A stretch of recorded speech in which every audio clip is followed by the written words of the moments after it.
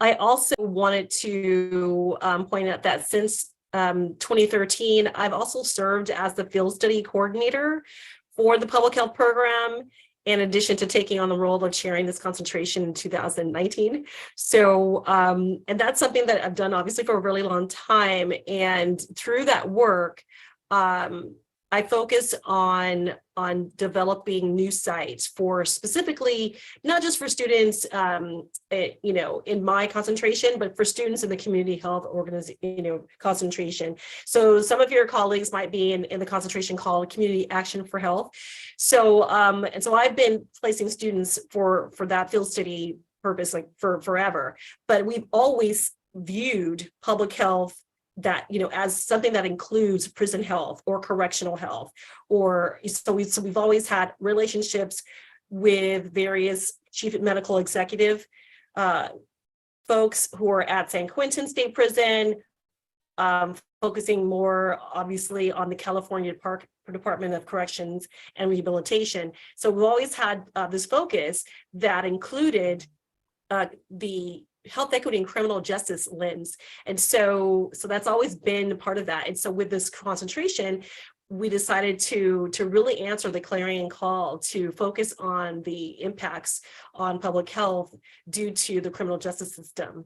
And so I'm really excited to be developing sites for students in my role as the field study coordinator currently. I will point out that as of August 1, I will no longer be the field study coordinator.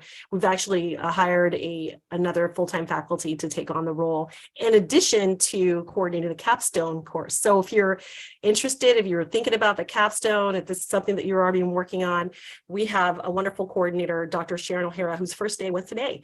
And so but I will continue to work with Dr. O'Hara to develop these organizations, relationships and partnerships with organizations who will be providing field study opportunities for our students. So that's been a real, I've been really excited to do that as a chair. And as chair, I'll be able to really focus more of my attention on developing those relationships. So because we have a growing number of students in this concentration.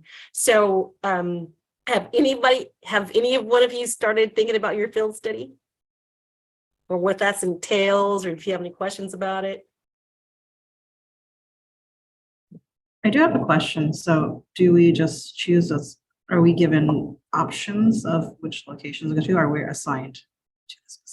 Yes, and I'm going to cover that in this section today. We're going to talk about how you will go about selecting the sites. So yes, you're given options for various sites, and one of them obviously is CDCR, California Department of Corrections Rehabilitation, through the California Correctional Healthcare Services. So lots of acronyms. So that's CCHCS. So a lot of students are very excited about getting internships there or field study positions there. And not only do we have students who are rotating there for their field study for public health, but also for their clinical rotation. So there's a lot of interest, but that's not the only place for you. So we have organizations that are located here in Solano County and the Bay Area that are set up on the outside to focus on providing support and services to impacted individuals, also communities, families, directly impacted by the justice system. So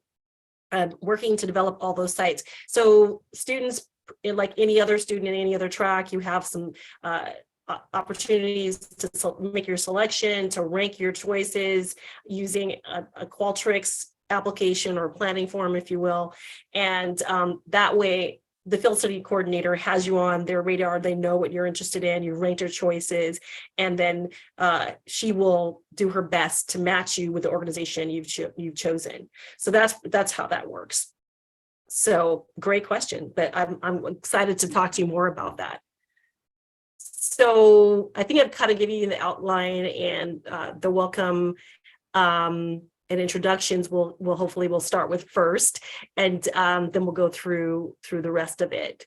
And so I just wanted to have us all introduce each other, and at the same time, you can if you'd like to share what attracted you to this concentration in health equity and criminal justice, and why you think it's important, and what you hope to gain from it. So I'll start first. So, kind of like what got me into this work.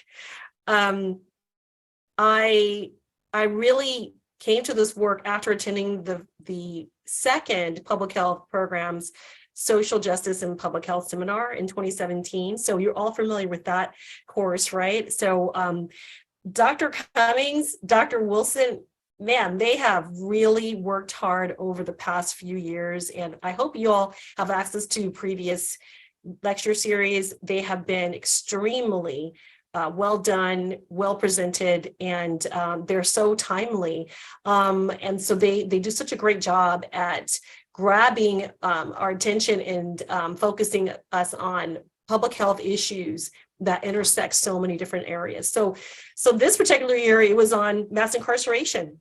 And I was really blown away. I had recently finished my MPH. I had I guess 4 years prior to that. And I was working as a field study coordinator, and I was really trying to get back into research. It was really tough at that time. And I was also coordinating the efforts for our accreditation site visit.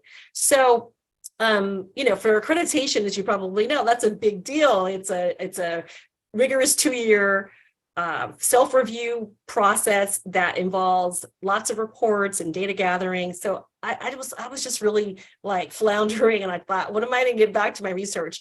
Initially, I focused on African-American women's experiences with breast cancer.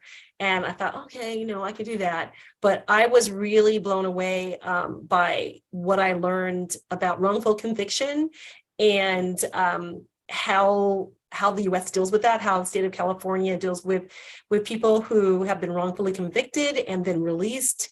And so we had some really powerful guest speakers. And later in 2017, I was fortunate enough to serve as a PI on the California Exoneree Health and Wellbeing Study. And now I'm working to finish up publishing the findings from that qualitative study, which essentially assessed the mental, physical, emotional health status of and well-being of California exonerees. So exonerees are individuals who are released from California state prisons. Anyone ever heard of an exoneree before today? So yeah, it's at 2017, I was like, oh, they're exonerees. Yeah, they've been exonerated. But I had no idea the uphill battle that the individuals who I was very fortunate enough to sit down and interview, what they were faced with. And, prior to being released, being in prison, that's one thing, but then starting their lives from scratch afterwards. So I got a chance to work with my fellow researchers, and we interviewed 12 exonerees. It's one of the first projects of this. There's not a lot of studies that have been done on exonerees, and we worked with a national nonprofit. We're still partners today. We do a lot of research. We've got several follow-up spin-off projects related to the initial study. And that's how I found this work and became extremely passionate about it. And so one of my newest colleagues, he won the MacArthur Genius Award, and you'll hear from him in this class later on. His name is Dr. Ruben Jonathan Miller, and he, I'm still learning, right alongside my students. This is such a new area. And, he's like, yeah, mass incarceration literature, that's a research we work in. I'm like, oh my God, that's what we call it. It is. Okay. So that's kind of like my area. So anyways, that's how I came through to this work. So who would like to start off with the next introduction? I can do it. So hi, everybody. My name is Ashley Godoy, and let's see. So I grew up with, I'm sorry, my ice machine is going off.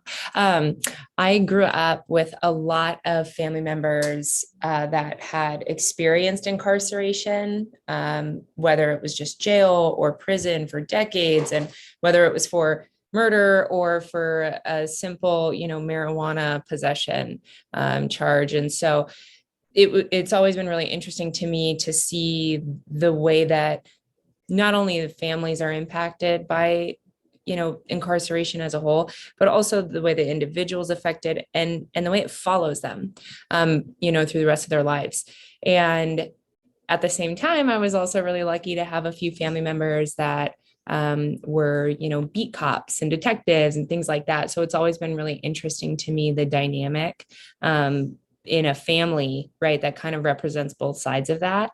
And I went to St. Mary's in Moraga, and we had this cool thing called Jan Term, where students are kind of encouraged to take classes that have nothing to do with their, major.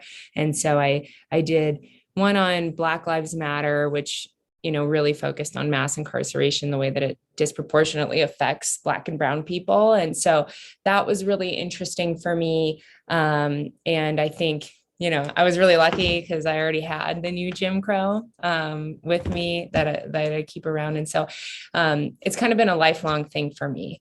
So when I found out that this course or this concentration was being offered, I'm super excited about it. My husband was an X-ray tech at San Quentin for a long time. And so, it just kind of feels like everything has meshed together for this moment. So I'm very excited to be here with you all. Thank you, Ashley. That's so great to hear. Thanks so much for sharing. So who would you like to be next? I can go next. First of all, congratulations, Ashley, on your wedding. My name's Sasada Sikhan-Chan. I'm a second year pharmacy dual major and PhD student. And what basically drew me into this concentration is that the community that I come from is more of like the underserved community. We do have like our smaller Lao population in Oakland and Richmond. And I grew up in Oakland before I moved to Concord. And what I've noticed is that people of my color, people of my community get arrested for the smallest things. And the consequences are so imbalanced with what they've committed. So I'm really, really interested in taking this course and seeing what I could do just from taking from this course and future courses I'll be taking to basically not only better my community, but kind of like bridge that inequity a little bit.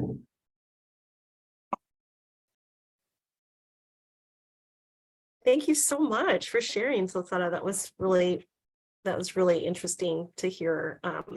I'm very interested in hearing more about your community and experiences, and we're going to talk about it more in class. Thank you. And Eleanor, last but not least. Yeah, my name is Eleanor Tolf. I'm in the DO program with Ashley. And I think I chose this concentration. I'm mostly pursuing MPH purely for this concentration because like working within prisons is something that I started thinking about in college, of just maybe like if I like pursuing being a physician within facilities. I, for the 4 years of college, taught a creative writing course at the federal, it was a weird like jail prison kind of combo in Alexandria in Virginia. And like because it was creative writing, it allowed I worked in a female ward, and it allowed women to like really share a lot of their stories, and hearing about like a lot of the health inequities that they face, from larger things like serious care, to just like getting sanitary products and things like that, really made me formed like a big interest in specifically prison healthcare. And there was also, I was lucky enough to work under, we have a professor, Mark Howard at my college, who works a lot in wrongful convictions. So I was able to take a couple classes with him, and just kind of seeing, through the academic lens through him, and also working in the female ward for those 4 years. I think just it's something that either I know that I'll want to work within the facilities, or as an ER doctor, where you're kind of still facing similar communities and people in just in a scenario that I think is important for me to have like a deeper understanding of the different outside of the hospital issues that they face.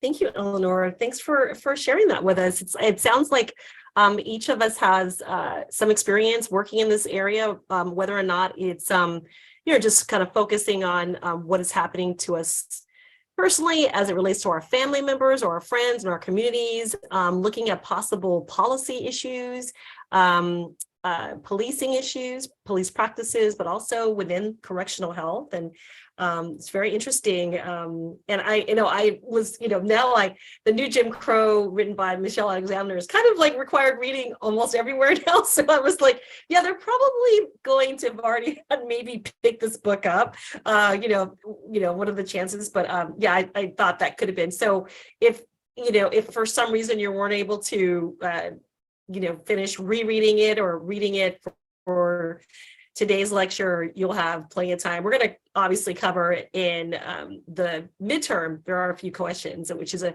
midterm is take home, and it's short answer essays. And so you'll have opportunities to revisit it later. Also, it will be reading in your other class in this concentration, which is criminal justice law and public health advocacy, which starts on Monday, June 5th. So I have been working with the adjunct professor, Mr. Ignacio Hernandez, who is an attorney. He's a lawyer and works as a lobbyist and focuses a lot on criminal justice reform. So we're really excited to have him. He's been one of the biggest influences, impacts on this concentration, and looking at how we have been focusing and shaping it for students. And so I'm so excited that you all are, Eleanor, you mentioned that you've already kind of focused on exoneration and wrongful conviction. I'd love to learn more about your experience with your professor, because there aren't that many of us focusing on it. We actually just were invited to write a book chapter for another researcher who found our stuff, and she's like, there's not many people doing it, and I found you, and I'm like, I know, it's crazy. So we're so excited to be working with her, and she works in wrongful conviction, exoneration, and restorative justice. It's so interesting listening to Judge Healy today. He was talking a lot about restorative justice because he's really interested in that. And then I've got another colleague who contributes to our course as a guest speaker, and she likes to talk about transformative justice. And so we'll talk more about that and the differences. But thank you so much for sharing. And I am recording this, but just for you all, this will just be for the class, and so that you have the lecture afterwards. Let's see. So as you well know by now, our concentration is really focused on the downstream effects of incarceration and criminal justice involvement on the social determinants of health. So we have actually began aligning our framework for connecting criminal justice and public health that was developed by Human Impact Partners, which is an Oakland-based organization. Has anybody heard about that organization? Oh yeah, I'm definitely gonna put it on the list. There's a list of organizations that I recommend for everybody to get familiarized with. So they have been working for years to transform the field of public health, to center equity and building on a collective power with social justice movements. So they're kind of there to kind of like be technical advisors. And so our concentration examines the effects of the social determinants on health, on criminal justice behaviors, as well as the physical and mental health outcomes. And we analyze how justice involvement and policies shape the determinants of health behaviors and all of that. It's sort of like this cycle, right? So one really affects the other. So we see a lot of interlocking connections there. So students like yourselves with clinical training will gain knowledge and skills needed for practitioners to provide medical care for incarcerated and post-release populations. Of course, our mission of this concentration is to prepare public health and clinical medical students to respond to the crises of mass incarceration, health inequity, and public health impacts. And doing this through advocacy and research and practice. So this summer, you're enrolled in 2 classes. One, my class that focuses on providing you a broad foundation of the intersection of criminal justice and health. And so it's quite an ambitious goal, if you will. If you haven't seen the topics that are provided in the list of speakers, we do run the gamut. We actually focus on a lot, and it's hard every semester to choose which one do we focus on, which topic is new and timely do I want to focus on. And so with this class, that's really sort of that intro to criminal justice and public health. But of course, in your other class with Ignacio and Dr. Cummings, you will have the opportunity to really focus on the next steps. Like, what do you do with all this information? Some of you have already probably maybe identified organizations with which you'd like to align yourself. Maybe you want to volunteer. Maybe you want to help to further their policy and legislative goals through advocacy. And so in that class, you'll sort of take the next step. And so this course is really focused on strategies for prevention, looking at reduction of involvement in the justice system, the correctional health systems, looking at reentry and recidivism, and social and community impacts. And also, we hope that students in this concentration will examine ways to mitigate downstream impacts of the criminal justice system and on public health. And hopefully you'll want to work upstream on programs that prevent incarceration through reducing disparities, disrupting school to prison pipeline, and also working directly with policymakers to implement policies that would improve public health.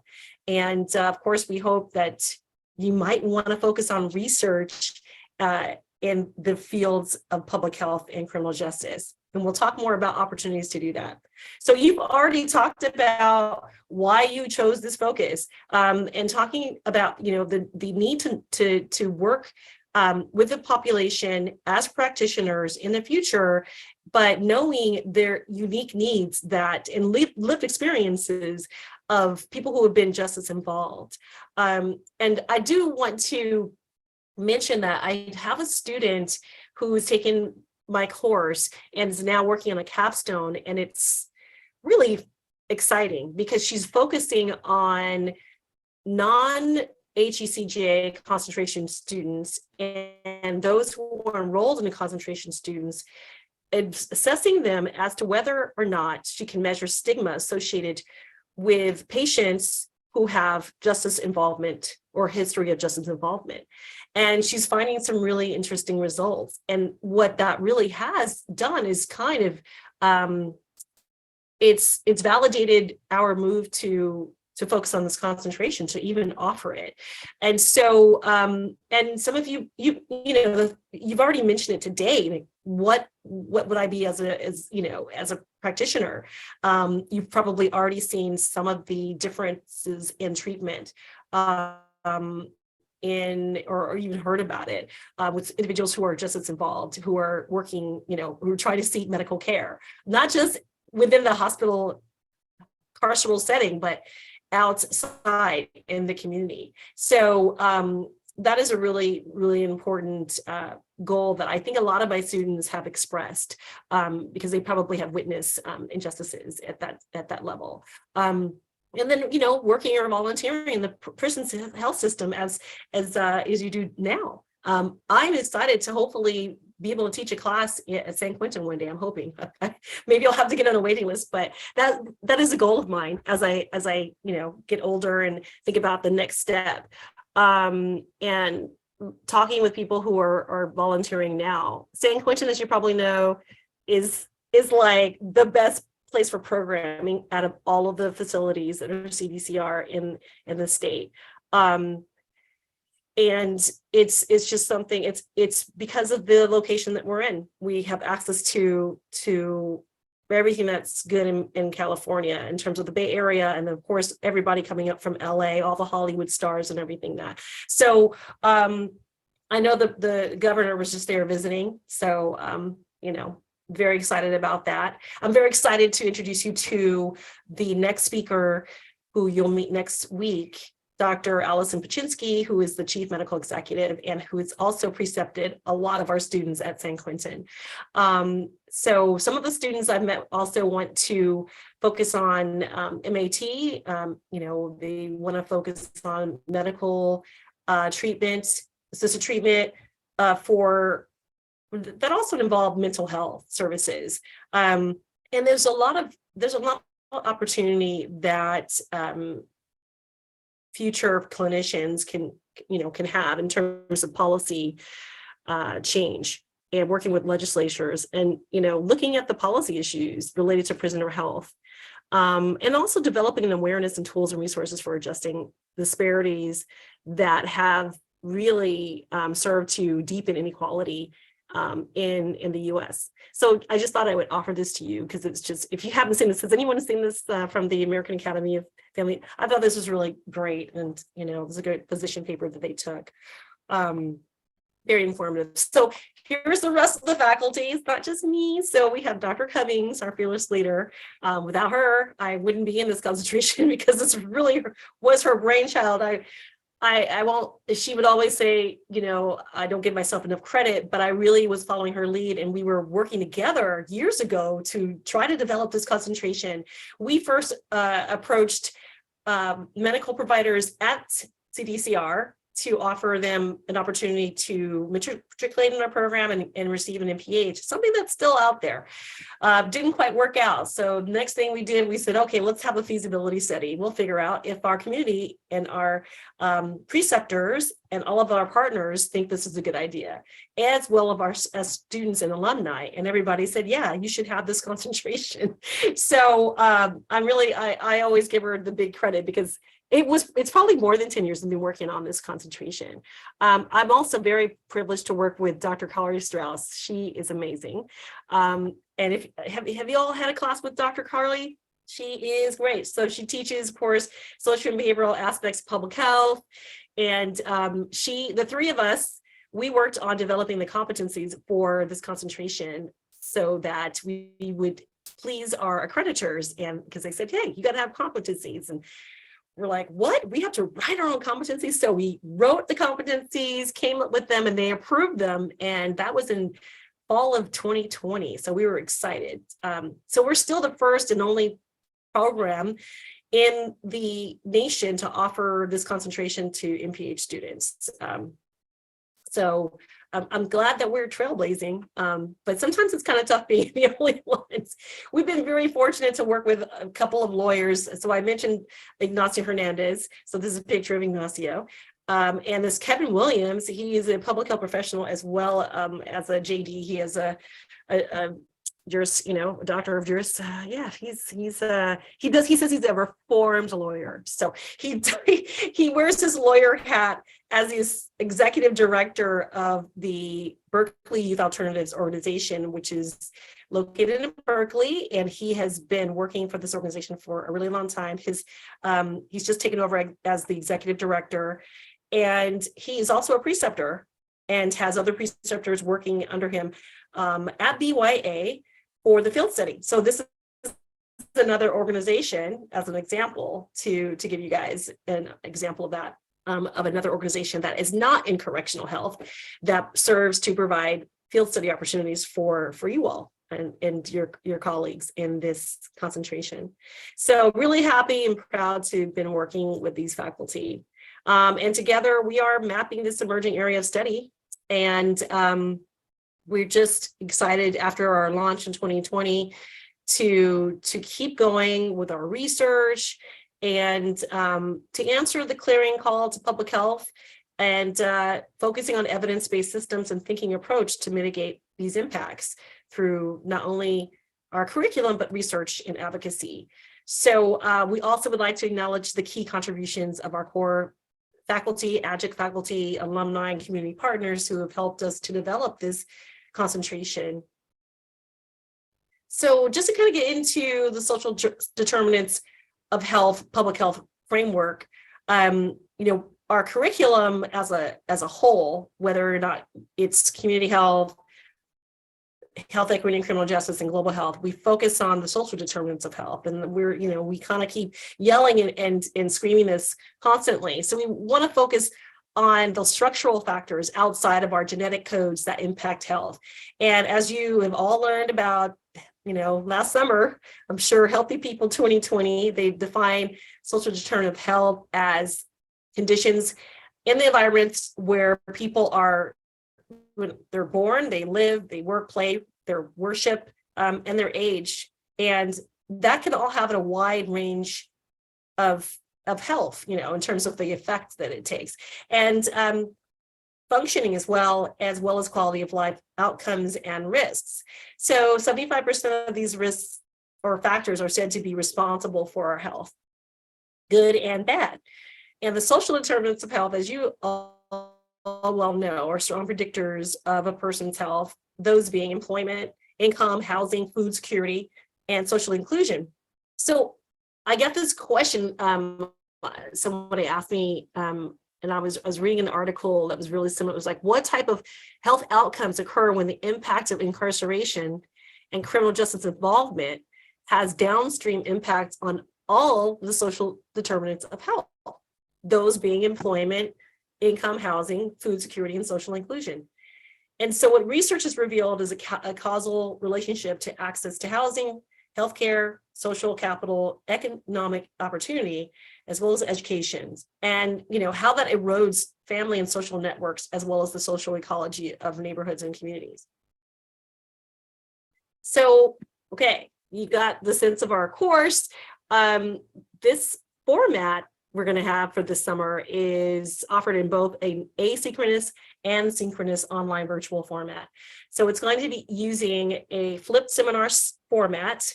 It's a flipped seminar style format with a combination of live and recorded lectures and in-class discussions. So most of the lecturers, you probably noticed, they're presented by guest speakers who are working at the intersection of the criminal justice system and public health as professionals and practitioners focusing on prevention, correctional, reentry health, health care law, and public health. Also community activists, leaders of nonprofit and community-based organizations, as well as researchers and scholars. So if you haven't already, please check out the list of speakers for this course. It's going to be found in the Canvas syllabus, or also the separate space for the course schedule. So you can also look there for a listing of our past speakers. And some of you'll see some new folks, some people that are repeats. So like all the public health program faculty, the Council of Education for Public Health competencies that were adopted in 2016, these have been aligned with this course. So you guys are well familiar with these already. And then of course, these are the CEPH approved competencies that were developed in 2020. And just so happy that the Council on Education for Public Health acted to accept our concentration competencies as compliant and appropriate for the Master of Public Health in Health Equity and Criminal Justice concentration. So something that had never been done before was approved on, at that time. So really excited about that.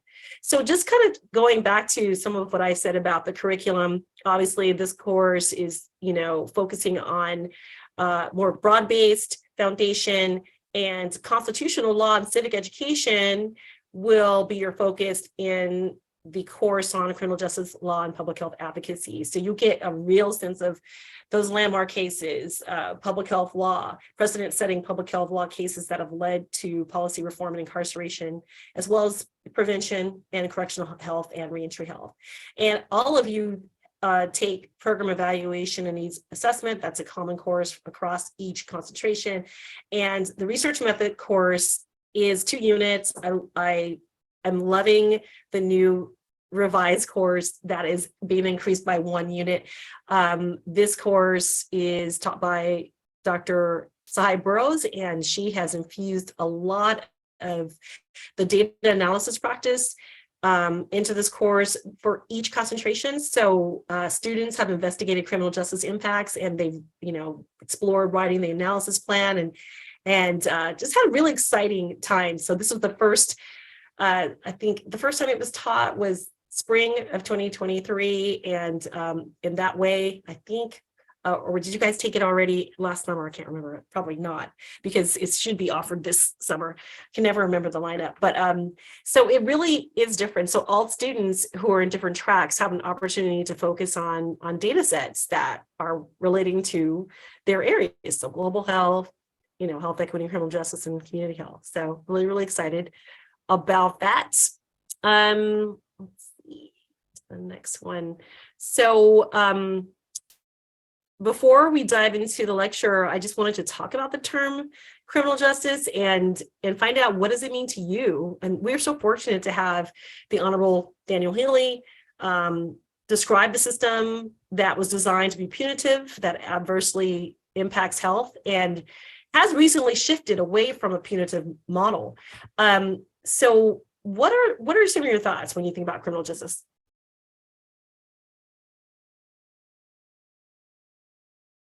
Or like what it means to you as a system? And you've shared some of that already.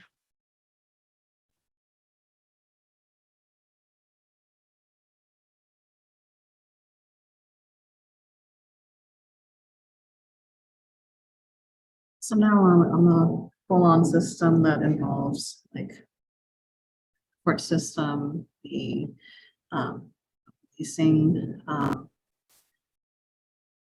also like the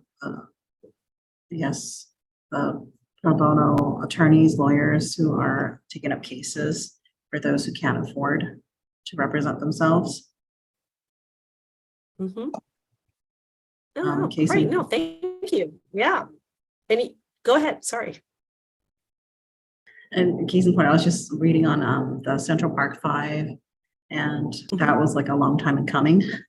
So that's also one of the main reasons why I want to take this course as well, so that I, can help contribute whichever small ways I can to bring about some sort of justice.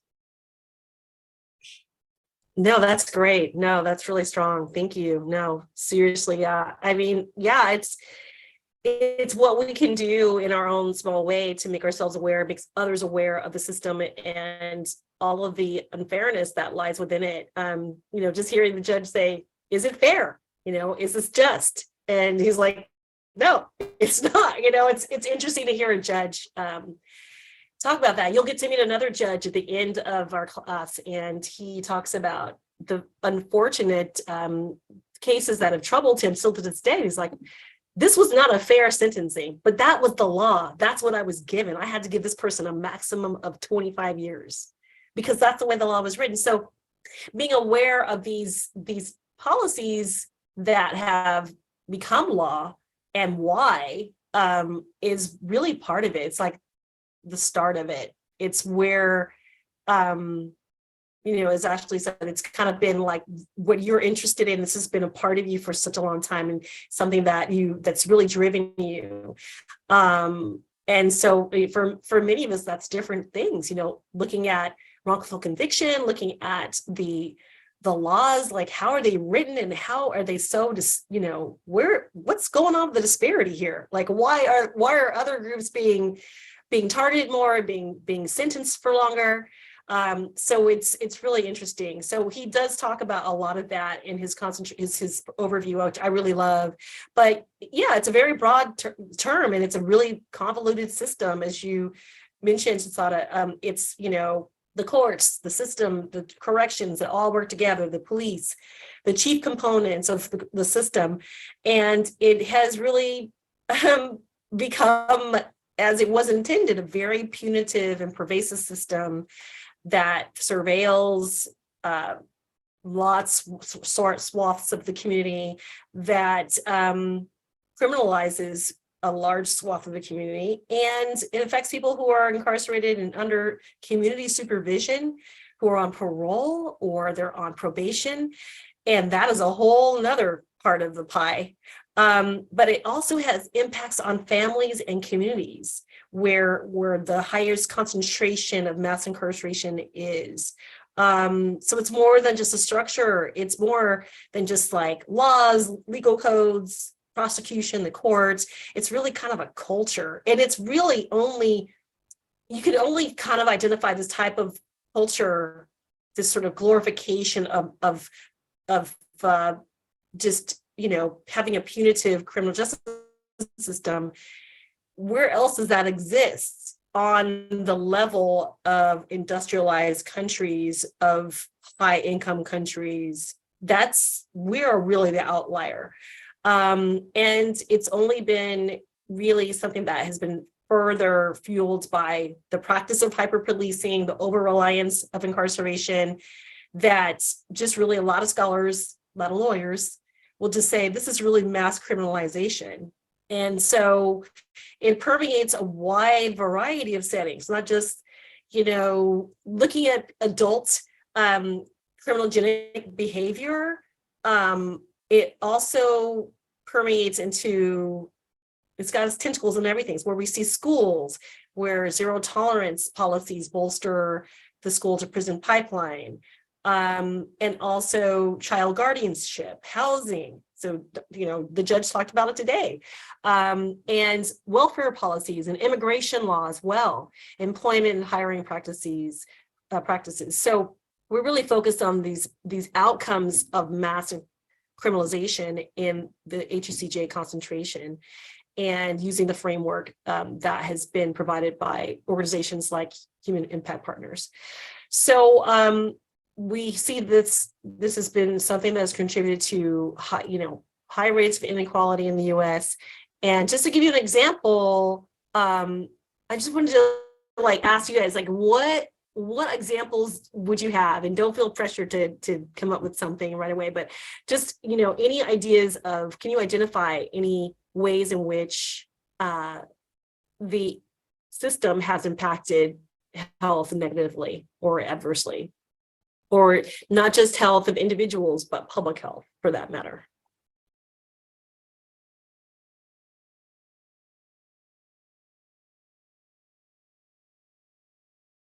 And some of you already given me examples. So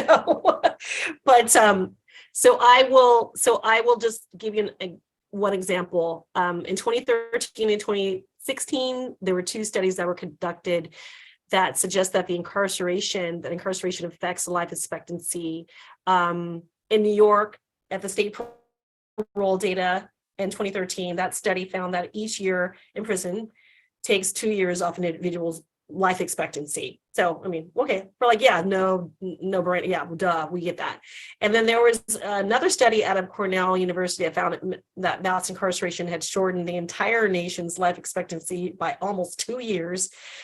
So when you look at the scale of 2.3 million people in prison in America, that's pretty outrageous, because you're like, whoa, the whole country? This affects collectively the entire population. I thought that was really interesting.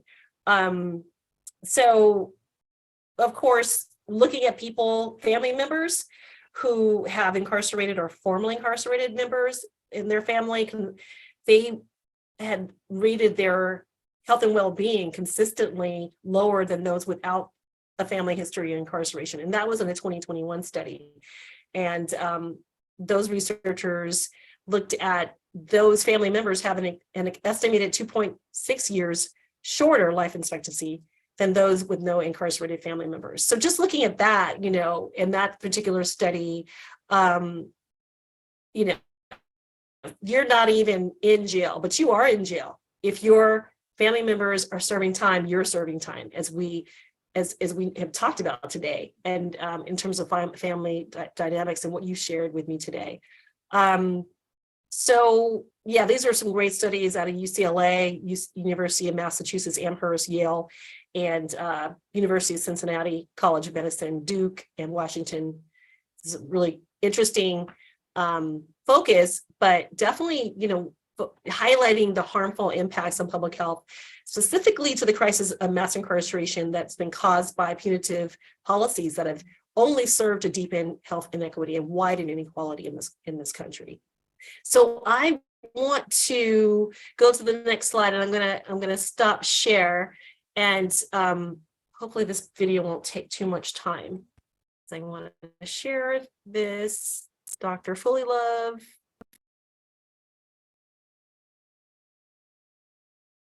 Else, it's fair to say that a lot of what drives chronic disease in the United States in poor communities of color, which are characterized by health disparities, is the incredible number of folk who've spent time engaged in the criminal justice system.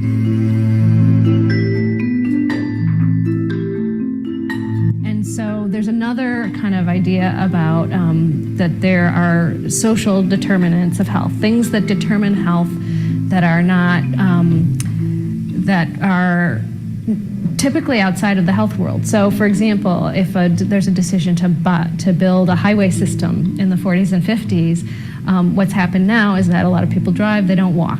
And so these decisions that are outside of the health realm really determine health behaviors and ultimately health outcomes. In 1986, I started doing research on HIV/AIDS, and I recall very clearly that in 1990, in a meeting of the President's Commission on AIDS, someone made the offhand comment that because there were so many drug users in prison, the rates of HIV in these facilities had gone up.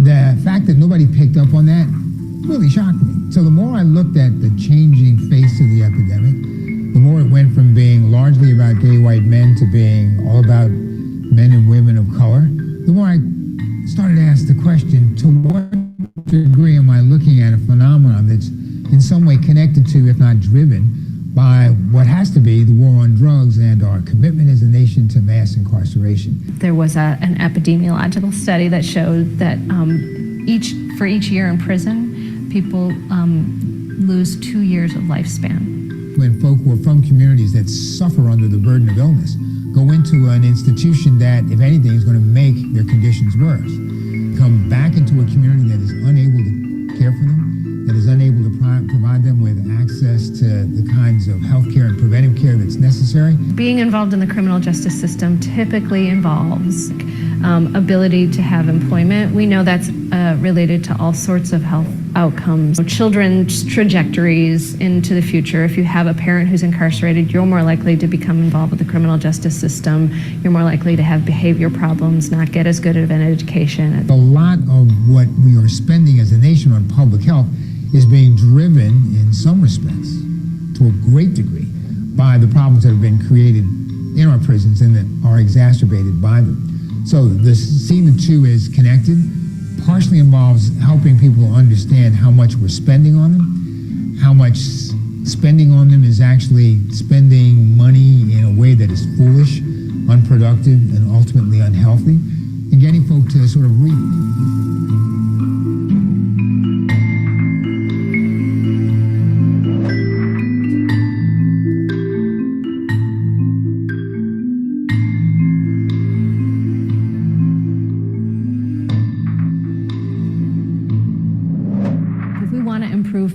The health of a population, what's really going to work is if we get to the health of those who are most poorly impacted. What good are we doing by locking so many people up?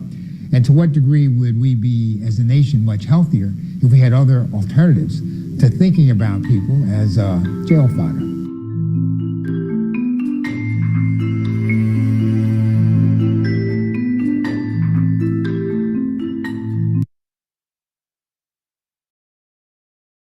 Wow, so very interesting. I just wanted to ask you all, like, what does that video bring up for you?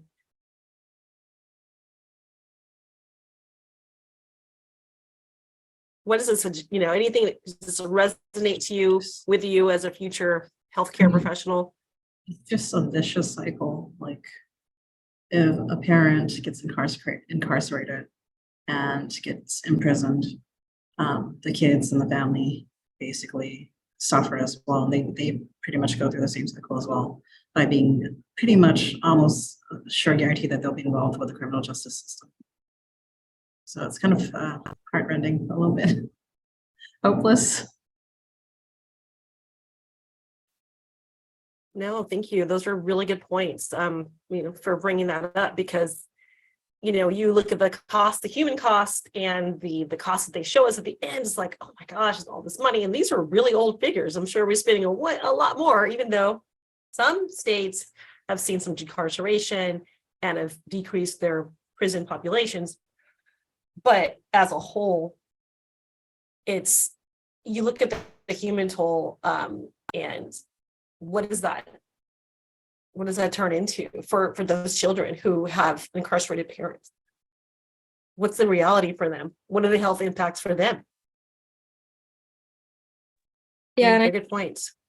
I think with like last year, and I think probably a lot of us in different classes, like when we've learned about ACEs and things like that, thinking back about, I'm pretty sure that like having an incarcerated parent is on that, which I think like the incorporation of those surveys has been really helpful, obviously, in thinking about how that might be presenting in a child that comes to you. But one thing that I'd be concerned about as like a future provider is that we don't really have that for an older person. So we wouldn't necessarily give an ACE survey to an adult that's coming in, or a family member, like say if your spouse is incarcerated or things like that, questions that like I might not like, in our past like doctoring practicals, like that is not a question I would think to ask someone, but like there are huge health like outcomes that come with it, and something that I think would or could be important to be addressed like at a doctor's visit. So like thinking about like how do we incorporate those questions in like a respectful way to our patients who might have family members or who themselves might have been involved in the system at some point, and like how we can change how we treat them and different ways that we're thinking about their care. It makes me think too of like this perpetuation of like mistrust, because the more an individual is interacted with law enforcement, the more, at least from, my own personal experience, like the more negative experiences they can have. And then when you have children and family members growing up witnessing that, it just makes the whole process a lot more scary and intimidating, because you have all of this other trauma from other people's lives that you're carrying with you.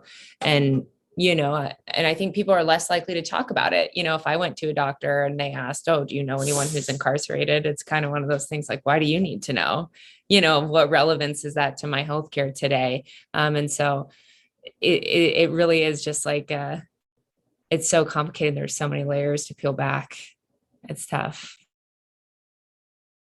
Those are really, thank you for sharing and your insights on that, because I do remember one of the medical executives. We got the opportunity and very fortunate to work with her at St. Quentin before she went to Pelican Bay, which is a level 4 maximum security, if you didn't know, prison. And so I can't send students to her there, but she would always, when she would come to talk to the medical students, she gave a huge presentation. It was like research day, and she, really wanted to inform them that, educate students that you may, as student doctors, you're gonna get your degrees and you're gonna go on and treat patients, but having this knowledge beforehand and knowing how to address the needs of people who have been impacted directly by the system, who have been in the system, who have family in the system, is really key in how you can provide better care. But then it's like, how do you do that? Like, how do you, and this is something that I think some hospitals and some systems have done really well. How do you find out like how invasive and how insensitive, can you be if you don't do it in the proper way? And I know there's a lot of literature, and there are actually like actual actionable plans and steps that providers have taken, and whether or not the county health departments. So, but it's always something I wonder about, and like if we have somebody who's new coming to clinical studies, what are they thinking? Like, oh wow, how am I going to find out, and how we're already taught not to generalize, right? Don't generalize your patients based on their ethnic background. And so that is something that is really interesting. But of course, we can do that. We know not to generalize. We know not how to do it. So working this into a system where it's like meeting your general practitioner for the first time and like introducing yourself and having them ask you questions, and then establishing that trust. And there's always this area of distrust between people who have been impacted. How do we do that? So how do we like navigate that? That's really interesting to me. And I need to read up more on that. So I'm so glad that you all touched on that today. That's really important. As you look at this, this work and what you plan to do.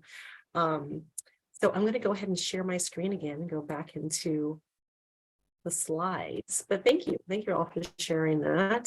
Slideshow. Oh, move this around.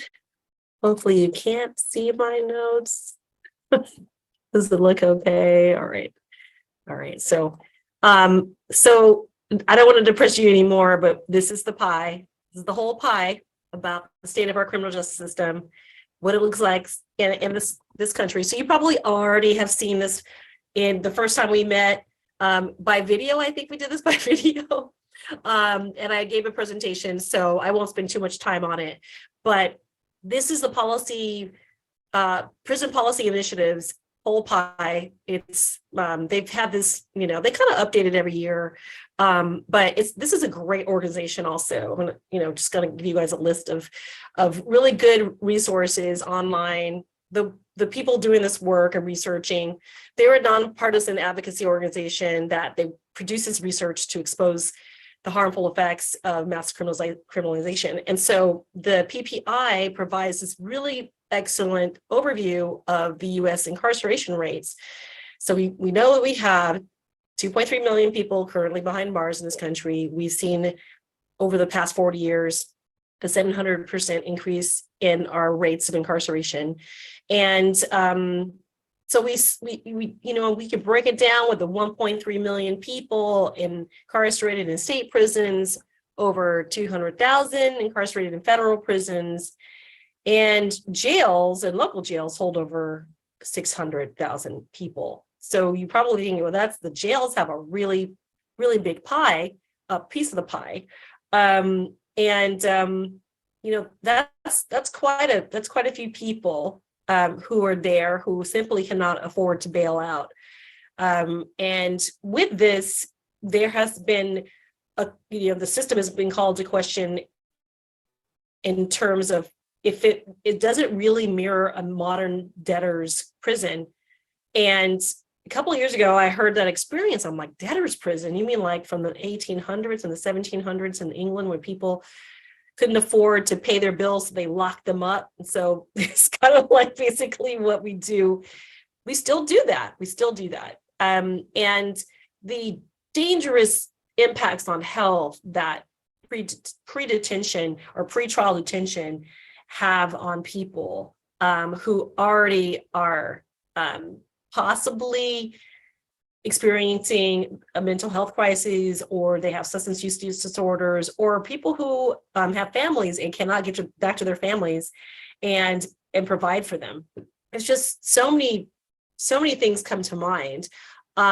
So then on any given day, they used to say that 48,000 youth were held in facilities away from home, but we are seeing a decrease in the number of our population of juvenile detention. Juvenile detention rates have really gone down, and that is due to a lot of work to stop criminalizing youth, to actually hold them in community health spaces, places that are not jails, but we're actually not taking our children and shipping them off far away from their families, but we're actually putting them in facilities that can actually work with them at a community-based level. So we are seeing a big change in that. We'll talk more about that in class.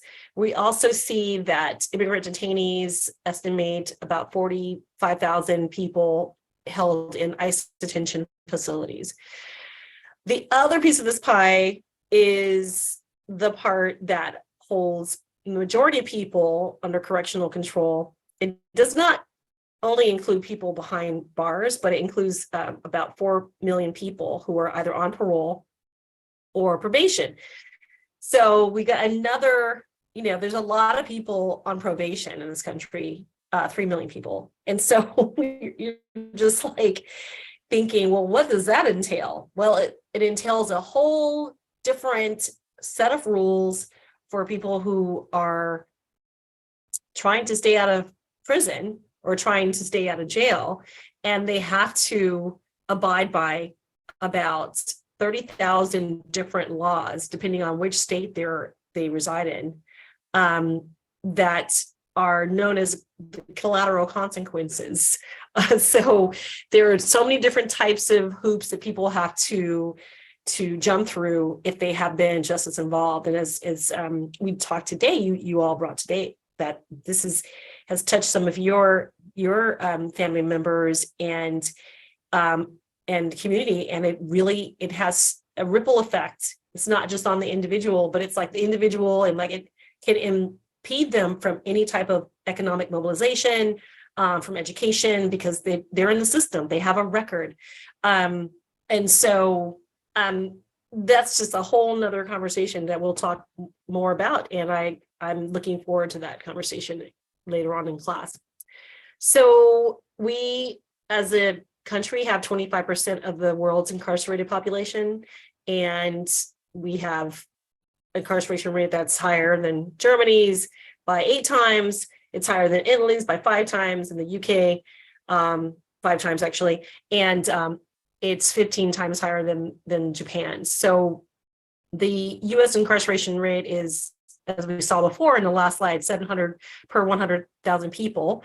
And from the video that we saw, it's an estimated 80 billion a year that it costs taxpayers. However, according to many experts, that's really it's really conservative, because experts are estimating that the annual cost is actually higher, and it's the financial burden on the actual family members of those who are incarcerated is the greatest. So if you have someone who is incarcerated and you're supporting them and you're helping to contribute to their funds for commissary accounts and phone calls, it's a huge expense. And so we're also seeing that people serving life sentences have quadrupled since 2016. And some people actually call that the other death penalty. And so that's another discussion we'll talk about in this class as well. And according to the Drug Policy Alliance, another great organization to learn about, over 1.6 million people are arrested, prosecuted, incarcerated, and placed under criminal justice supervision and or deported each year on a drug law violation. And they still account for the incarceration, or almost half a million people who have committed nonviolent drug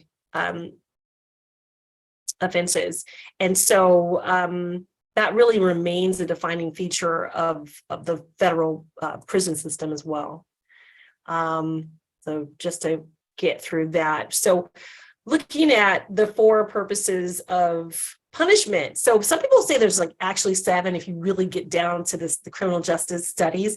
Deterrence, rehabilitation, incapacitation, and retribution. And so when you look at all the staggering statistics, it's important to point out that the traditional purposes of punishment are these. And so there's a book that you all have for this class. Daniel Sered, she writes in her book, Until We Reckon. It's a really, really great book. So we have I recommend the whole book, but there's an excerpt that we read for this course. But she says in her book, most scholars around the world tend to agree that there are these 4 purposes, and she really, really kind of fleshes them out deep in her book. And so, but when you look at criminal justice as a whole, are we meeting these goals, I mean, rehabilitation is sort of big and it's blaring for you all there. And I did that on purpose because this is the question that we all ask ourselves. You know, I am not really sure that we can confidently say in any system, in any state, maybe there's a couple who are outliers, that we are really truly rehabilitating people. I remember when I was a kid in California, there was, in the 70s, we were like really good at providing rehabilitation services. People actually went to school, got jobs. If they had a family, they can go to work if they had a job and then go back to prison, and be able to still support their families. And this was probably something that was really extended to maybe mostly veterans at the time, that Vietnam veterans. But this is not something that the system is really interested in terms of rehabilitation.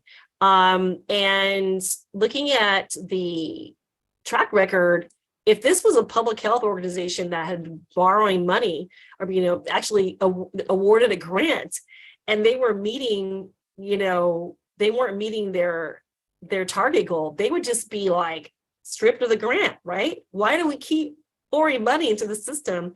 When you look at 65% of parolees from our state prisons return within 3 years. In California, our recidivism rate is still quite high. 70, I mean, that's a fail, you know, that's 73% are recidivating. So it's just really interesting looking at these dynamics. State governments spent a combined $55 million on corrections in 2020, with most of the spending going towards operating state-run costs. And so, like, for our cost in California, it's $8.5 billion. It's just nuts. I did see a question in the chat about virtual life sentences, and could I explain about that? I actually don't have any information on that, but I do have new readings for that. Can you explain your question? That was a really good question. And I'm going back to my chat so I can read the questions. What virtual life sentences are? Yeah, on the last slide, on the stats that were listed on the right-hand side of it, it just said, you know, X amount of people are serving life sentences and X amount of people are serving virtual life sentences down in the second bottom on the right. Yeah, right. I'm not familiar with that term. Oh, the virtual life sentences. Yeah, I do remember looking at this on my slide like years ago. Like, this has like been on there for a while. There is a difference between the types of life sentences, and I had it in my notes and I took it out because it was so in the weeds.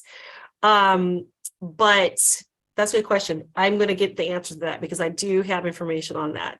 I do have that. I'll get that to you at the break. I'll Google it too. Yeah, thank you for asking me, because there is a slight difference. It's like, I want to say it's something about added time onto the sentence for previous convictions, but don't quote me now that it's coming back to me. But thank you for that question. So how did we get here? You guys? How did we all get to this? Now, Judge Healy did talk about a little bit about this today. He mentioned some tough sentencing laws that gave rise to our off-the-chart incarceration rates in the U.S. So we mentioned over the 40 years, we've seen this increase 700%.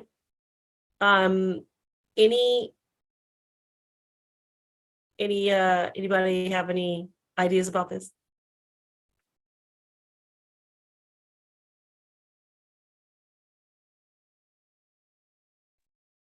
I mean, I think the rise, it seems like from this graph, the rise seems to start around, I'm not great at history, so I think that's around the Reagan era, that they kind of spoke about in the video that we watched, and then also a little bit in the book chapter, just kind of with like the war on crime and the war on drugs that continued with like Clinton. So I think that contributes a lot. And then if you think also about like the prison industrial complex with like the monetization of prisons. Like there's a further incentive to keep people in prison if they're these large like companies gaining profit from it. So I think the two, like both like the presidential like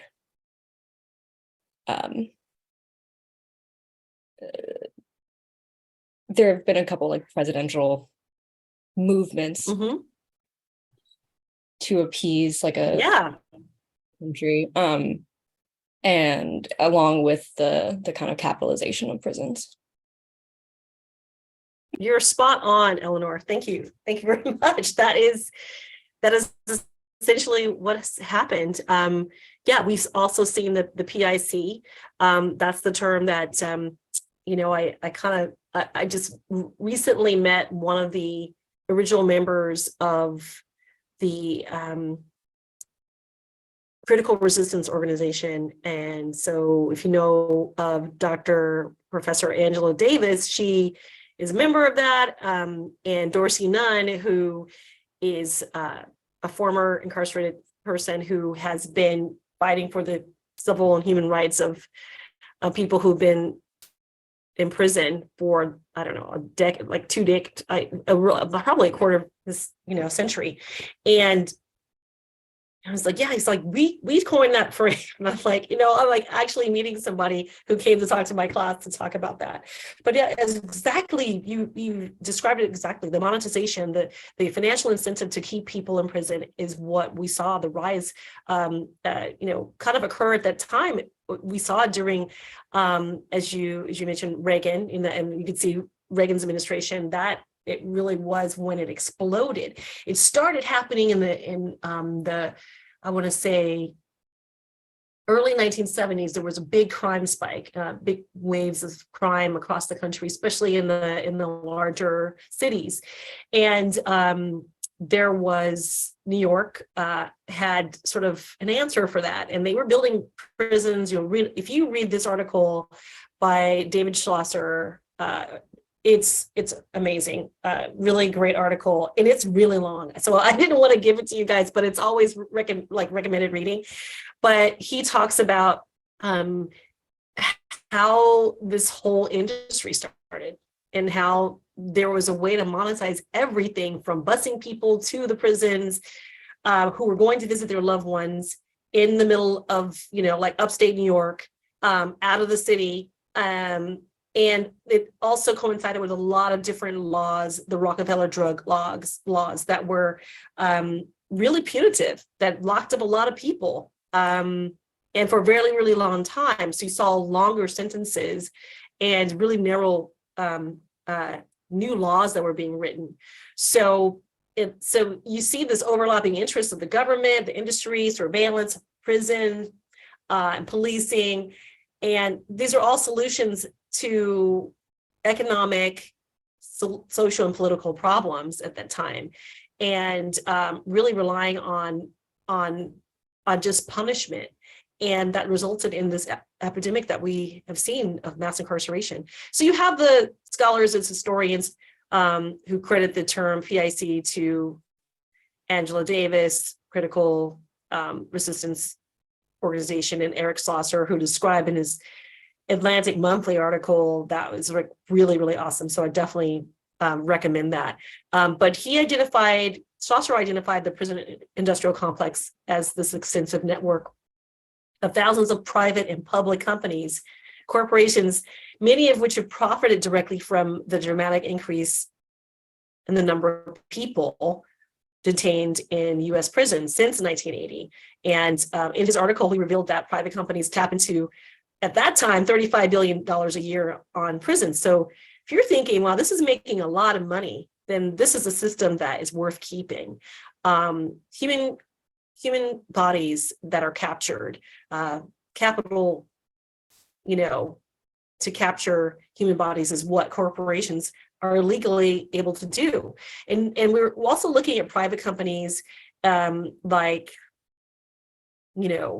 anywhere from transportation, telecommunications, healthcare, food and commissary companies. I mean, just everybody's making money, as well as the bail bond agents and insurance companies.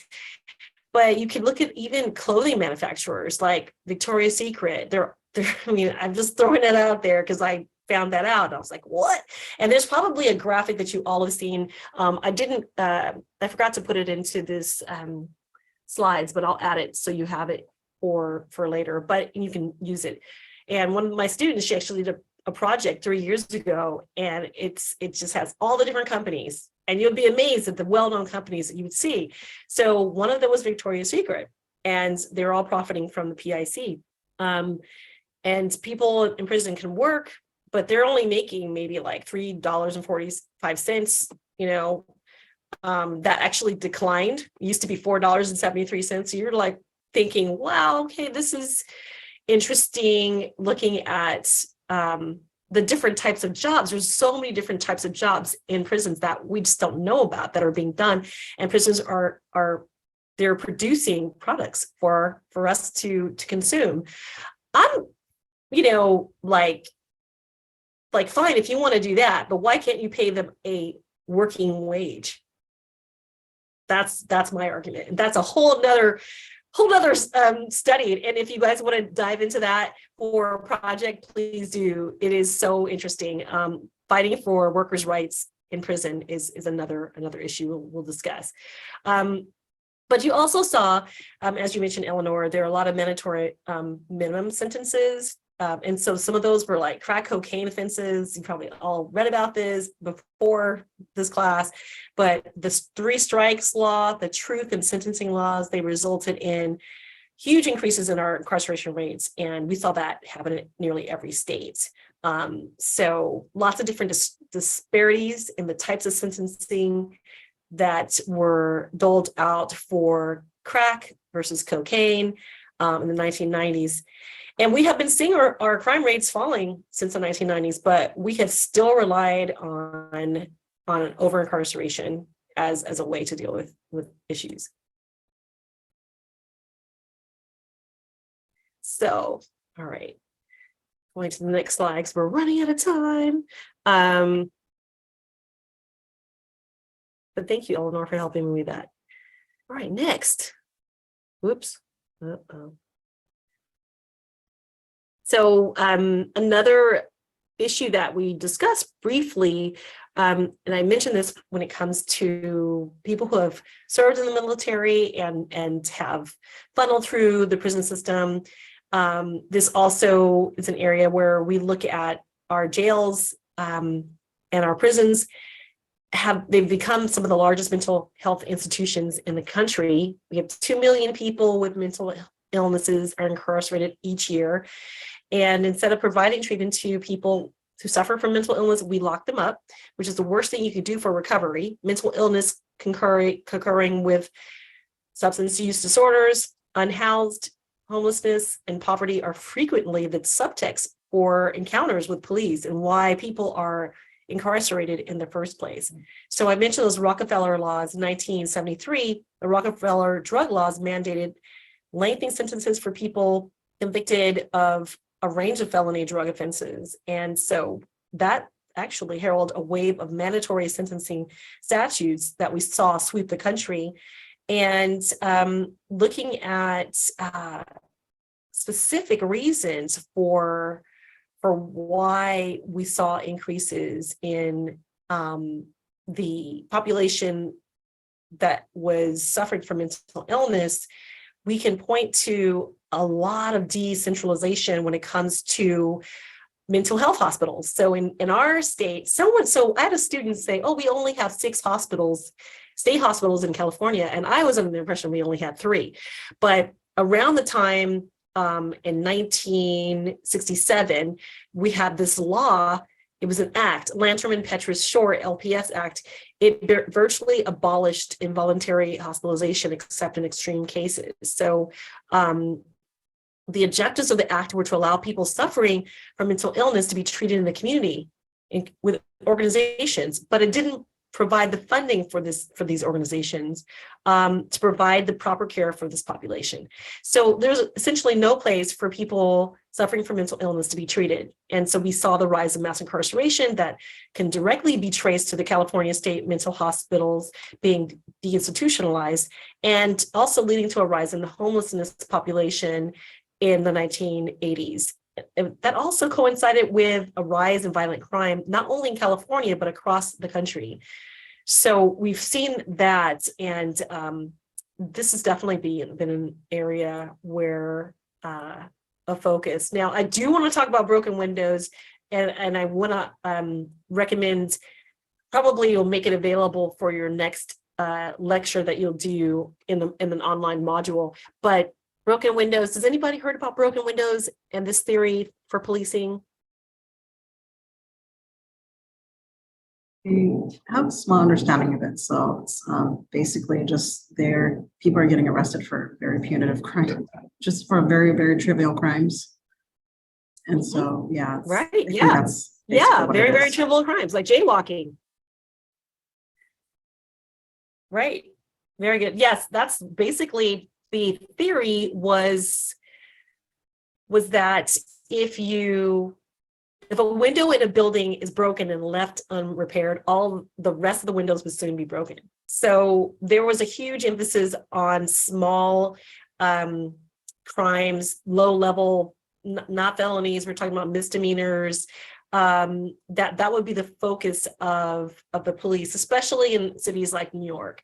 And it was something that was heralded as like, this was a panacea, like we're going to use this theory, we're going to focus on all these small trivial things like people, jumping the turnstiles and graffiti and, selling single cigarettes in public and smoking marijuana and all these little, these things, obviously. And they were really focused on maintaining order. And so these small offenses were like, that was what they were focusing on: public urination, vagrancy. And it really, the thinking was that if you let that go, it's going to encourage people to commit more serious crimes and to bring about chaos. But the crime and policing theory focused on public disorder arrest and was soon widely embraced by New York City police departments and other departments across the country. And then people were just given more authority to abuse that power. They were being more aggressive and no longer applying probable cause for stops, and that they were employing a lower standard of reasonable suspicion to stop and frisk pedestrians. And so you saw this theory, this practice, eventually morph into what is called stop and frisk in places like New York, racially profiling people between 2001 and 2013. So you probably are aware of the result of this landmark case. Nearly 9 out of 10 people were stopped and frisked in New York, and they had been completely innocent. And so there was just a huge crackdown on that practice. Although under other mayors, it can be argued that they continued it in New York, but it is something that was hugely controversial, and it had a tremendous disproportionate impact on African American and Hispanic communities. And but still, you still have this very influential police theory that actually led to zero tolerance strategies in high schools and schools, and it really impacted school discipline, as well as gentrification, housing, as well, and immigration law. So we can talk more about the 2013 ruling by the federal judge against the New York department, but ultimately that was really something that was really good to hear, because so many people have been just traumatized by that. So and have lost a lot of economic mobility for it, and been affected by having this on their records for like doing nothing. So it's really interesting to hear that story. So private prisons, we definitely have seen growth in this area. We have seen it go down. There has been a decrease in the number of prisons 2 years ago, the market for privately run prisons began to see a drop, and that was due to public pressure. So there's two large private prison companies called Core Civic and the GEO Group, and due to immense pressure by the public, they start to see the sectors that really lose its value in the market. But we did have a prison boom in California. We have now 33 prisons, I think. So since 1980, it went up, and we still have the largest annual budget, $13 million a year. And we definitely have seen the private prisons house and detain immigrants. So that has been an area of growth for them. So looking at mass incarceration, what is it? I've kind of hinted to this, but as being a solution to economic, social, and political issues. And so just looking at this by Macaulay et al., and it's funny, we wrote a response to this article. It didn't get published yet, but but they were really kind of focusing on the system of racial and social control in the U.S. that arrests, convicts, incarcerates, and supervises people, racially, ethnically, and looking at those populations and doing that through probation and parole. So kind of like that encapsulates, I just love that quote though. It just encapsulates everything that I just came up in my talk, but I didn't do that all on my own. I got all this research, but I really like the way that they focused on that.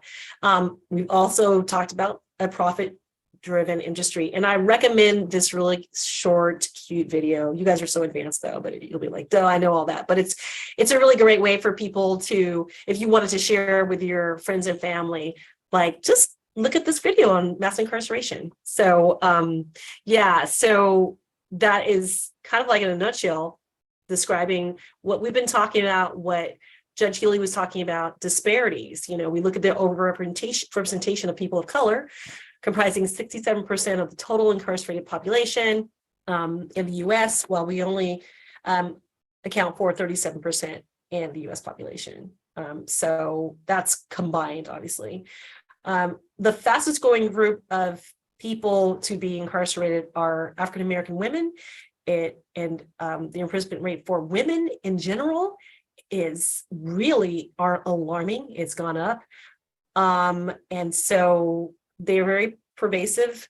Black men they comprise 13% roughly of the population and 35% of the incarcerated population. And African Americans are more likely than white Americans to be arrested. Once they are arrested, they're more likely to be sentenced and convicted, and they're likely to face longer sentences. So just looking at some of the implicit and explicit racial bias among sentencing policies, along with that, socioeconomic inequity has really been impacted, and that all contributes to these disparities. And I have to point out that 13 million people are arrested a year on nonviolent misdemeanor charges. And this really ensnares so many people of color into the system every year. Misdemeanors account for over 25% of the jail population nationally. Misdemeanors. So you're seeing, we're talking about those laws that are specifically written and very narrow to ensnare, to criminalize people, trivial offenses. That is what we're seeing, and that this is the result of that. And the vast majority of cases do not go to trial as people are charged with low-level crimes. They're pressured into guilty plea deals or probation to avoid jail time. And it was as a result of these policies, generations of young men and women have been imprisoned, particularly young men of color. So go on to the next slide. And we talk more about disparities when it comes to the school system. So zero tolerance. This is a policy that was started in schools in the 1990s to combat gang violence and influences on physical harm to students. And so it's really transformed this, the practice of suspending and expelling children for minor infractions. So we also see here a narrowing of what's allowed, what's permitted. So you can be tardy, you can be eating in class, and you can be sent to the principal's office, and then you would actually be expelled or even suspended. So while we're seeing juvenile crime is down, but the suspension rates were moving in the opposite direction, still funneling children into the system. And so discipline we've seen that being outsourced to school police. We've seen a lot of the other side of that as well. Where I live in California, in Santa Rosa, we're just dealing with just different things in terms of the level of the just not being safe at school. And then the argument for having school resource officers or SROs on campus. There's a lot of debate. There's a lot of talk about that. But I'm just here to present the facts and to look at this from different perspectives. But we have also seen over the past several years, the hyper criminalization of Black and Latino youths. And while African-American and Native American students have the highest numbers of out of school suspensions. And so that's still something that we're looking at. And students with disabilities accounted for 28% of arrests in 2015 and 2016. So why is this a public health issue? I think we know, right? So prisons are overcrowded. We've already talked about this. And it's not possible to socially distance when you can't control your environment in a cell that is 4.5 feet by 10 feet in 8 inches. Inmates are exposed to extremely unhealthy diets. Prisons are violent places that worsen health outcomes, and prisoners suffer cruel and degrading treatment, and sometimes in inhumane conditions. And so we also see a risk for the spread of infectious disease, and it's difficult to manage chronic conditions when you're in prison. Sexually transmitted infections at the correctional level are with a prevalence of HIV to 2 to 7 times higher that compared to the general public. 40% of incarcerated individuals have at least one chronic condition, and that's 4 times more common than in the general population. So looking at police violence is another issue within an issue. When it comes to police practices, in 2020, the American Public Health Association declared public health violence as a public health issue, finally, as well as the American Medical Association. And then they announced their new policies recognizing police brutality as a product of structural racism. I was there for 2017 at APHA's annual conference, and it was voted down. So when they finally declared it a public health issue, it was a long time coming. And so we really are focused on the toxic spillover effects in the HECJ concentration that really occur on the psychological and mental health of communities that have experienced police violence. So we're going to talk more about this, and you've already read about this before today. It is well documented today that police practices and policies are deeply rooted in white supremacy. And so we also, in this class, look at a growing list of cities that have declared racism as a public health issue, a crisis or emergency. Some might say that's just Band-Aids, that's just window dressing, and it's just a lot of talk. But it is the result of some of these declarations and these measures. And the APHA declaration is pretty awesome when you read the detail. So you'll have a chance to read about that as well. So kind of went over, this is another picture, why this is a public health issue. And then focusing on the COVID and what our planet had to deal with over the past 4 years. This is an image from the Marshall Project, another amazing organization that is committed to investigative journalism on all topics related to criminal justice. Highly recommend that you subscribe to it if you can. They do free subscriptions, so it's really cool. So they will send you free stuff because I'm all out of subscriptions.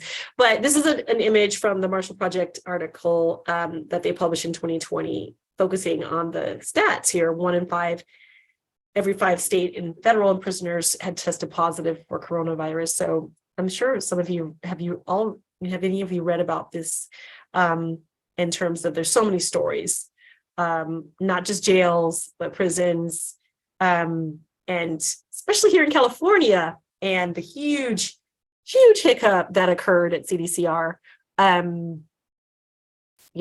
They made things worse by busing in a lot of prisoners from Chino to San Quentin, as you probably read in the news.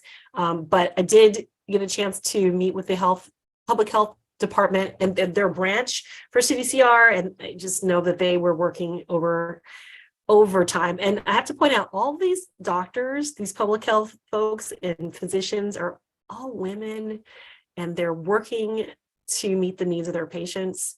And at that time, really focusing on dealing with the spread of COVID-19 in our prisons. So you'll get to meet them, those two, Dr. Heidi Bauer and Dr. Brzezinski, of course. So we definitely have seen, the jails become epicenters of the pandemic at that time. And within prison, healthcare is constitutionally guaranteed in the 8th Amendment, but it's not designed, the facilities are not designed for an aging population, and order is prioritized over prisoners' well-being, which offers limited opportunities for self-management. So this is another issue why this is another reason why this is such a big issue. We have a senior prison population that is aging. Approximately 2.3 million people incarcerated, of course, in the US. And the researchers are predicting that within 9 years, more than 30% of this population will be aged 50 years and older. So you probably heard that term. Has anyone heard that term, aging out or aged out? Right. So unfortunately, I mean, they won't let you age out of prison. They won't institute things for compassionate release for individuals who are in prison, who are terminally ill, who are, aged out. I mean, really, you should just let people out at a certain age. They've served 30, 40 years. They're highly unlikely to reoffend. But the data shows that incarcerated seniors face the same mental and physical health care needs as seniors do in the general population. But this was never a place that was intended to house the astronomical numbers of prisoners incarcerated in today's prisons.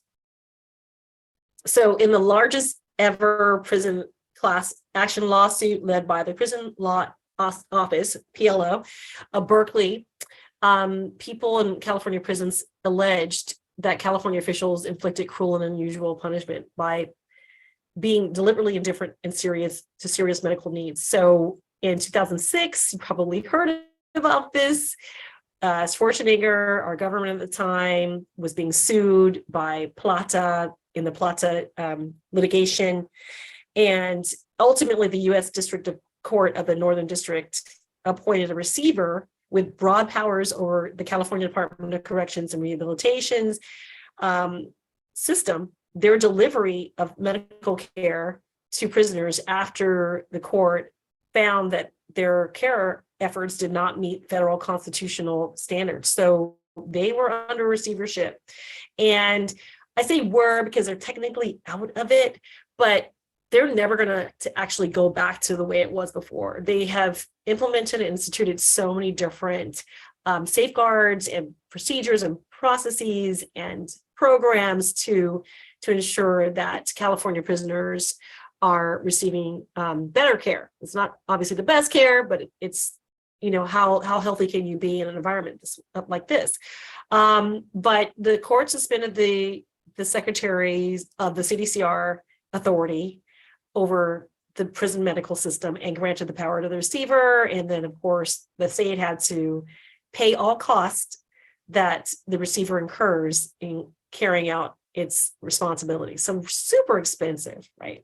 But this case was later consolidated into Brown v. Plata, and then the PLO challenged support conditions found in California's overcrowded conditions, and prisoners ultimately that led to the landmark Supreme Court ruling of Brown v. Plata, which found that the conditions violated the constitutional ban on cruel and unusual payments. So we have that, and then of course it prompted the state to adopt the realignment policy. So Judge Healy talked about this today. So that was where the community had to kind of come in and step in and kind of vote to claim this maps, and it was an initiative, a ballot initiative, and but you know, the prisons at that time were housing nearly twice the capacity, so approximately 156,000 inmates. And there later was a 3-panel judge from the Ninth Circuit Court of Appeals ordered California to reduce this prison population to 137.5% of capacity. Okay, some random number they just plucked out of the air. The lawyers from the PLO will tell you that. They're like, that's crazy, but hey, it's less. And said you have to basically require an estimated population, reducing it by 46,000 inmates. So the decision was later upheld by the Supreme Court, thankfully, and that held the California prison system committed serious constitutional violations. And that was given them the authority to mandate a decrease in the prison population in accordance with the Prison Litigation Reform Act of 1996. So as discussed today, Judge Healy talked about Assembly Bill 109 that was passed in 2011 in response to this court ruling. And the bill amended the state's options for imprisonment of offenders that commit felonies.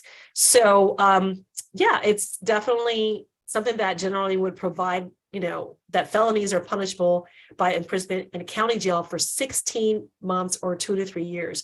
So you saw a lot of people get released and put into jails. That did cause a lot of issues in terms of health and safety. Mental health of prisoners in jails really suffered because they weren't equipped to deal with that type of population exploding. And then there were bills also to provide exceptions to imprisonment in a county jail for a variety of felonies. So ultimately, the state didn't meet the federal court mandate to reduce the overcrowding until 2015. But by shifting or attempting to ship more prisoners to local jails and reducing time for those who committed only minor parole violations, that was really something that was put in place to help realignment function. So in 2014, we, the voters in California, approved Prop 47 to reduce penalties for drug use and other non-violent crimes. So that was something that really went further to help CDCR meet that court order.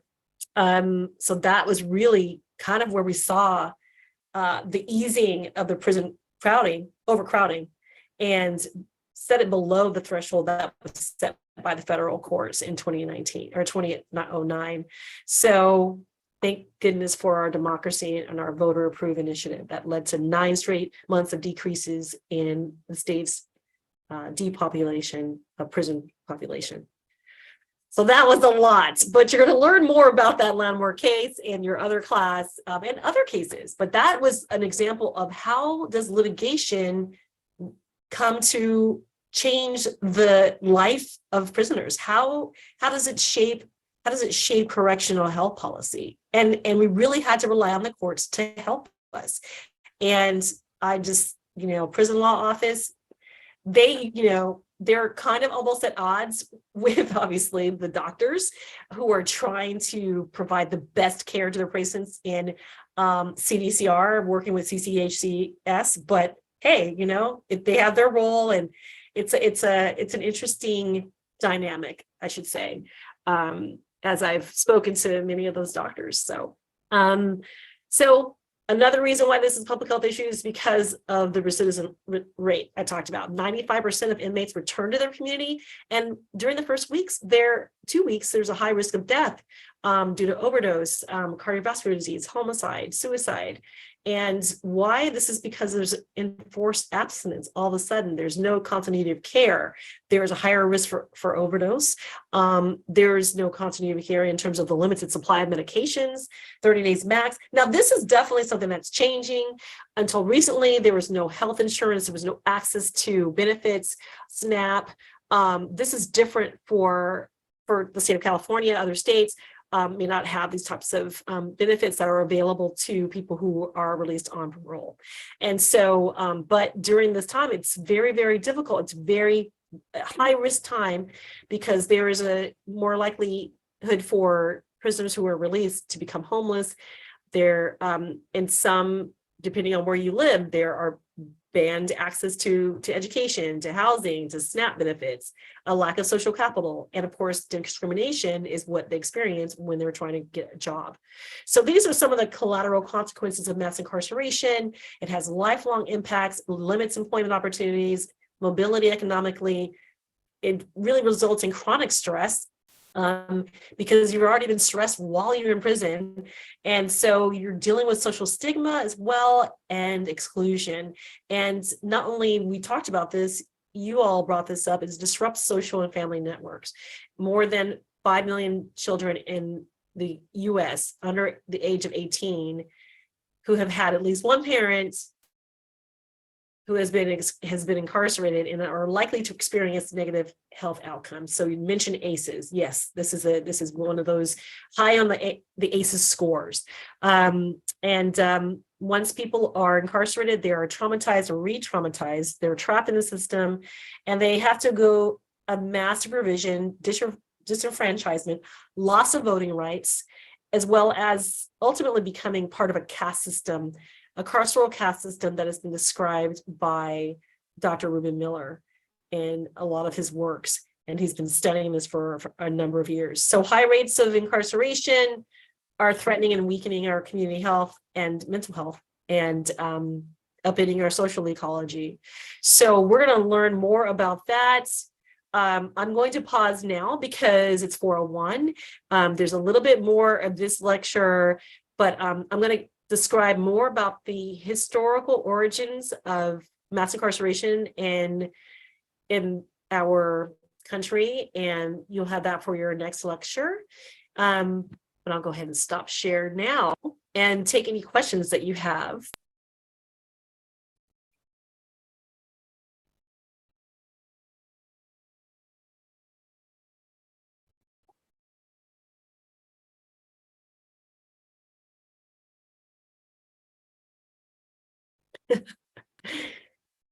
Since I had to go to the vaccine clinic, so no problem.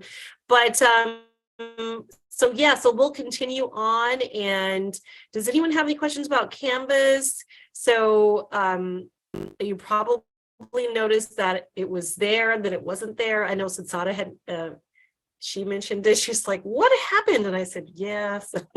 So I basically, the registrar put the wrong class in, and there's something that happens when they get spreadsheets from our program to their program, and it happens almost every year. It happens every year. It either happens in spring or it happens in summer. I'm like, you guys. So I check on my end and go, yeah, the -3 is there, but it's not what they're seeing. I can't see what they're seeing.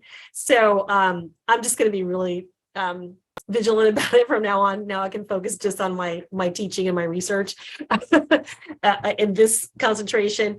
But so hopefully it's basically the same. I'm able to course copy everything over, no problem. So they made it available, but it wasn't until like midnight. I'm like, I have to sleep. So, but yeah, let me know if you have any questions. I'm also going to put a list of just readings and the speakers. It's going to be like a big spreadsheet, and you'll be able to see it. It's kind of helpful, but of course, everything in Canvas is pretty up to date. So, but yeah, we'll continue on. And if you don't have any questions for me now, I will look forward to seeing you next Thursday with our guest speaker, and we'll chat more. And Dr. Paczynski has been really excited to tell me about sweeping proposed changes at CDCR for the whole system and their correctional health system that's based on public health research. So she said, I'm so excited to share this with you and your students. So, and also I want to point out that she hosted a tour for our spring class last semester. So she'll probably invite you to come and visit. So maybe we'll do that if you guys are. Now, is anybody here like locally? Are you guys here? You guys are here, right? In California? Because I know sometimes, okay, great. Because what if we have a tour? So, I want to make sure you're all here. Okay, great. Wonderful. Well, thank you. Wonderful first class. It was wonderful meeting you all. I really enjoyed listening to what has really inspired you to focus on this work in your life. And it's just been really, really awesome. And I'm excited for our 8 weeks together. And let me know if you have any questions. Thanks, Professor Kelly. See you next Thursday. Much, Professor Kelly. No problem. See you next Thursday. Thank you.